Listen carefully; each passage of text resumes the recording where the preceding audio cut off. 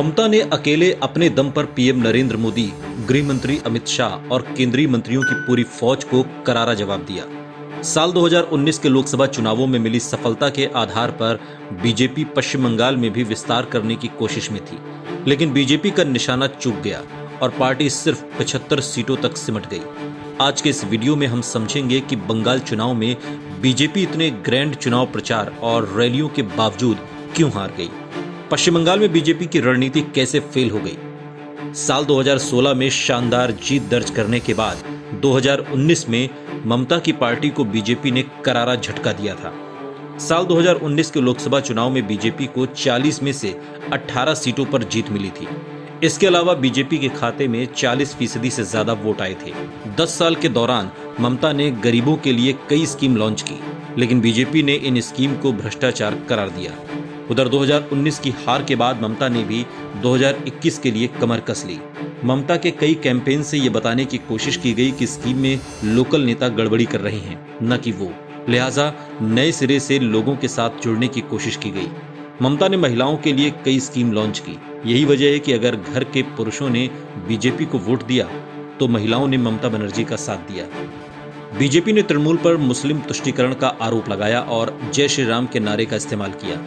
BJP को लगा कि वो बिना 30% मुस्लिम वोट के भी जीत सकते हैं, लेकिन ऐसा हुआ नहीं। उन्हें कई सीटों पर हिंदू के वोट भी नहीं मिले।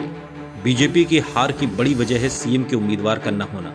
पार्टी हमेशा की तरह पीएम मोदी के नाम पर चुनाव लड़ रही थी, लिहाजा ममता को बंगाल की धरती पर कोई चुनौती देने वाला नहीं दिखा। तृणमूल ने चुनाव की लड़ाई को ममता बनर्जी बनाम नरेंद्र मोदी और अमित शाह का बना दिया। जमीन पर लोगों में तृणमूल को लेकर गुस्सा था। लोग भ्रष्टाचार और हिंसा का आरोप लगा रहे थे, लेकिन लोग इसके लिए स्थानीय नेता को जिम्मेदार ठहरा रहे थे, न कि ममता को। इसलिए ममता के इर्द गिर्द ही चुनावी कैंपेन तैयार किया गया। ये दिखाने की कोशिश की गई कि व्हीलचेयर से भी ममता बड़े नेताओं को चुनौती दे रही है।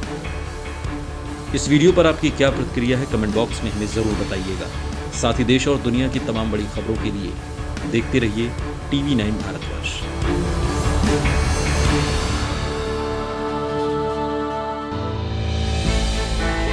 हमने की गलती फिर एक बार, कोरोना ने किया दोबारा प्रहार। मास्क, 2 गज दूरी, करें अपनी सुरक्षा पूरी। कोरोना टीका हम सबको लगाना है, मिलकर साथ समझदारी से कोरोना को हराना है।